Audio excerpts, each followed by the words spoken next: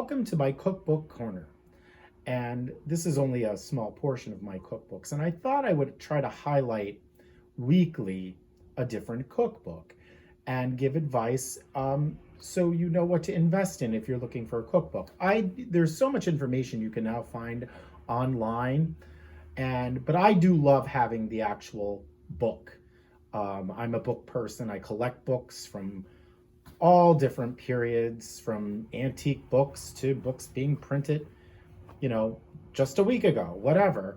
I love books. And for cookbooks, I do like having the actual book because I do take notes and I put notes in them. And I love to compare other writers and chefs and with the same, with the same dish and see how the recipes differ. And also I thought this would be helpful for everyone to get to know various different cookbooks before deciding to invest in a cookbook. And I always refer to Julia Child. I think all Americans, if you were alive, from when she started her shows until, unfortunately, her death in the 21st century, she's an American icon. And, I grew up with her. One of my fondest memories was every Saturday morning on PBS, my mother had a little tiny television on the kitchen counter, and her and my grandmother would watch Julia Child, and then they would cook. Sometimes they would cook what she made, and sometimes they would cook whatever they wanted to cook. And my sister and I, we grew up in the kitchen, and we learned a great deal from our grandmother and my mother. I think if you're going to invest in any book, I think Mastering the Art of French Cooking is one of the most important French cookbooks ever written. And I highly recommend it. It is exhaustive. It has everything you need. This one cookbook will serve you well, not just for French cooking, but on just great techniques if you're going to cook any type of food from any country in the world. This really trains you how to cook, to know how food works when you cook it. And Simone Beck and Louisette Bertholle really did a wonderful job in putting together practically an encyclopedia. Book 2, which came later in 1970, is with just Julia Child and Simone Beck. And it really is the completion of the first volume. They really tried to put everything they wanted to do in the original volume, but it would have been way too large, and they came up with this second book. And the two together, again, they are exhaustive, and they are so useful. And I will say the more important book is the first one, the 1961 edition. And it's been republished. You can get it brand new. You can find it used. And it is just wonderful. Volume 2 is a little bit more complex, and it deals with some things such as beef Wellington, which isn't in the first book. So some of the recipes are a little bit more complicated, a little bit more rare, but it is very, very useful.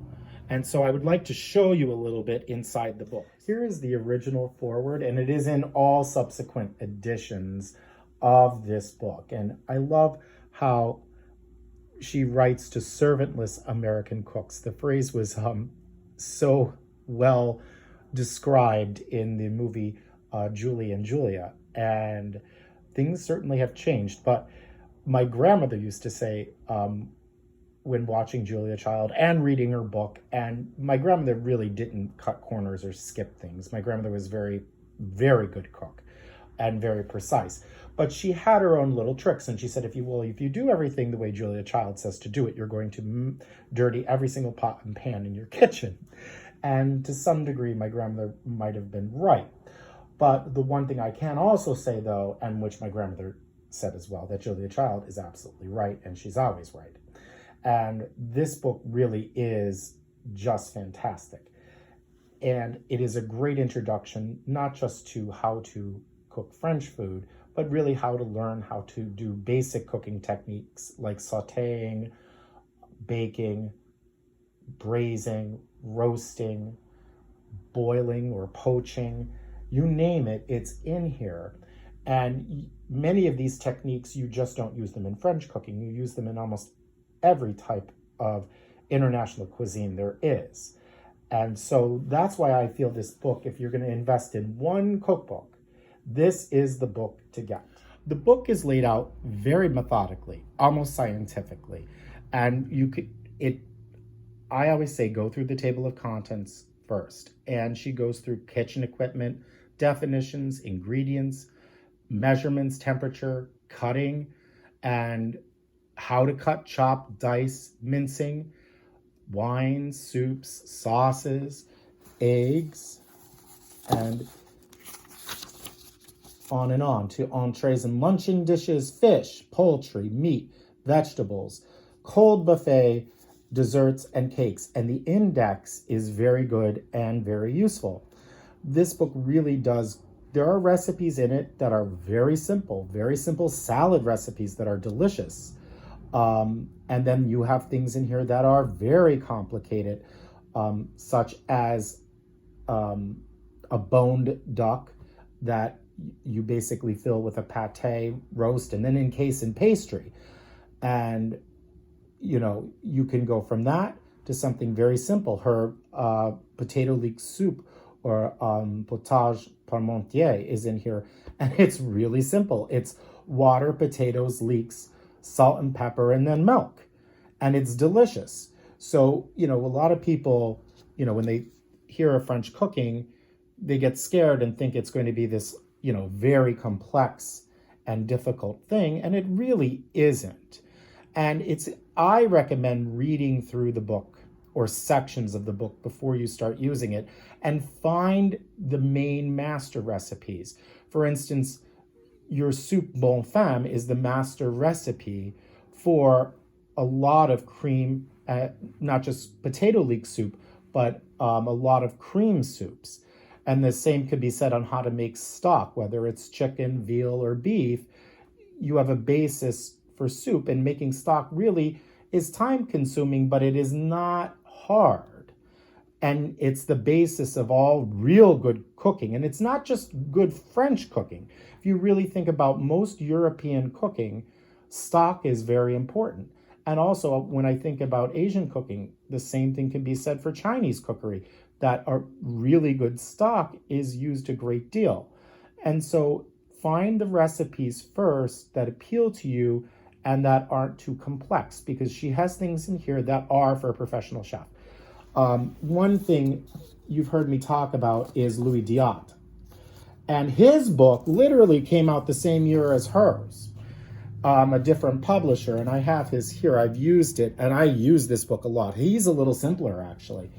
And he has actually several publications that you can still get. They have been reprinted, and most of them are really affordable, especially if you can find them used. I love comparing Diot and Julia Child, because he actually did simplify things, and he had that in mind for his audience, for American cooks.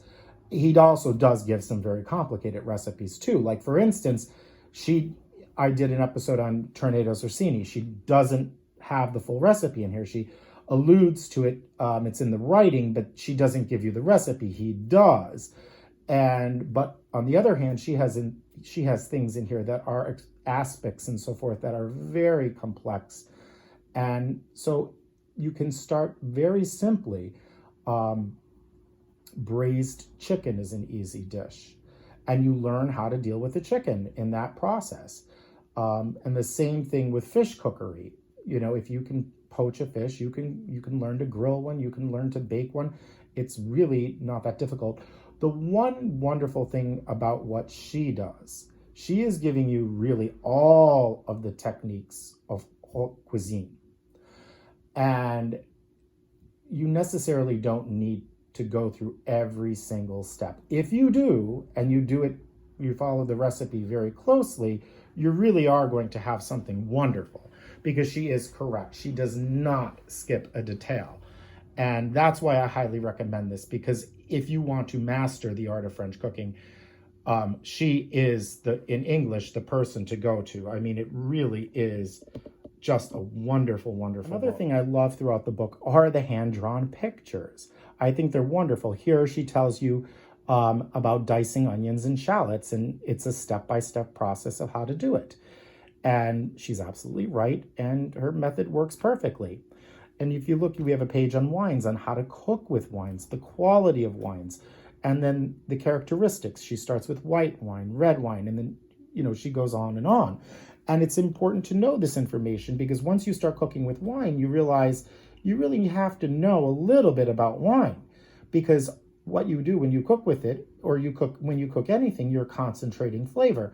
And if you have a bad wine, you're only going to make it worse by cooking with it, because you're just concentrating what tastes not so good about it. Another wonderful thing that you're going to find in the book are these wonderful drawings of kitchen equipment, like a heavy-duty countertop mixer, a mortar and pestle, and she goes through all your pots and pans, saucepans, roasting pans, everything you need. I will honestly say, you don't have to spend a fortune on pots and pans. What you really need is one good roasting pan, one good cast iron skillet, a good saute pan, and one saucepan, and you can do a lot with just those things. What is also useful is she has a section of definitions, and it's like she's crystallizing. If any of you have seen the big encyclopedia of cookery, the Larousse, the French book, and it's available in English. It has been for many, many years. And she basically, they have thousands of definitions. She gives what you're going to use most often. And I do like that, it's simple and it's to the point and it's what you need. Also for ingredients, she goes through what to do with bacon and lard and all of those things that we certainly cook a lot with bacon in this country, but lard anymore is rare. Most people are only familiar with it for baking and pie crusts and so forth, because I will say a pie crust made with lard is just going to be heavenly, but it's not that good for you. But she goes through and how to do this, how to measure flour properly so that it is not compacted. The book really is wonderful. And if you're new to cooking, I think you can use this book very well. Measures, how to measure, what the conversions are. Everything is in here. It is wonderful. How to cut, how to chop, how to even hold the knife so you don't cut yourself, how to curve your fingers so you don't cut yourself. This book really is amazing, because all of these things she's talking about, you just don't use them in French cooking. You use them in all cooking that I'm familiar with, whether it's Japanese, whether it's African, whether it's South American. These are techniques that every chef from every culture uses. So that's important. I would like to, if we look at one of the recipes, she goes through sauces, which also Diot does. In many French cookbooks, sauces come early on because they're the basis of so many things. But if you look, let's take a recipe, because I like how she goes through everything. Where if we look at salade niçoise, and we have the list of ingredients, every single thing you need, and she gives you the steps. They're outlined very nicely. Occasionally, there's a couple things when you look through the book, that you will find she doesn't fully explain. She starts to begin to assume, now that you've been making things, that you will know exactly what to do. But she goes through even how to truss a chicken, which is really important, because it's basically how you truss any poultry. And so again, this book really is wonderful. We have sections on pastry. Every single thing you could possibly need is in this book. And here's volume 2 of Mastering the Art of French Cooking. Now, this book was only done with Julia Child and Simone Beck. Louisette Bertholle did not collaborate in this book. And what this book does is it's an extension of the original. And I think it is worth having, but the most important book is the first one, of course. This goes a little more in depth and into things that you don't come across. Like here we have chicken poached and sauced. Yes, you do a poached chicken in the first book, and there are many recipes for sauced chicken, but then we have the coq en pâte, and which is basically a covered chicken, charcuterie, and vegetables, more in depth about vegetables, and then and desserts, adding a little bit more to it. The appendices, she includes stuffings, and again we have the kitchen equipment and the cumulative index. What is a little confusing, or a little I find a little frustrating the way it's set up, is the index constantly is referring to the first volume. So there are things that, when you're using this book, and even within the recipes, it will refer you to volume 1. So you really, really, if you're going to make anything out of either book, read the recipe through several times. Number 1, making sure you have everything you need before you even start. And the next thing is, if you're going to do anything out of the second volume, thoroughly read it and look up what you need from book 1, because you don't want to be in the middle of cooking and tossing books around. Believe me, I have done it and I've learned my lesson. I've ruined some really good food that way. But I recommend both books, and really these two books together, you don't really need any other cookbook, at least when it comes to French cookbooks. There are many wonderful cookbooks, and I'm going to share with you many cookbooks, some of them very, very old, because I do want to talk about Carême and Escoffier, Louisette, people from the 19th century and the early part of the 20th century, which were very important into how Julia Child really arrived at these volumes. If it wasn't for the work of her predecessors, this would not be possible. And I think it's interesting that Louisette's book came out the same year as Julia Child's. So I find that very interesting. And I also am going to share with you some new cookbooks. I'm always looking for new cookbooks. And I have a great Alsatian cookbook that I just picked up. And it's a gorgeous cookbook, but I have yet to cook anything from it. And so I'm going to wait until I try some of the recipes before I can recommend it. But there is more in store, more to come, and stay tuned. Bon appétit.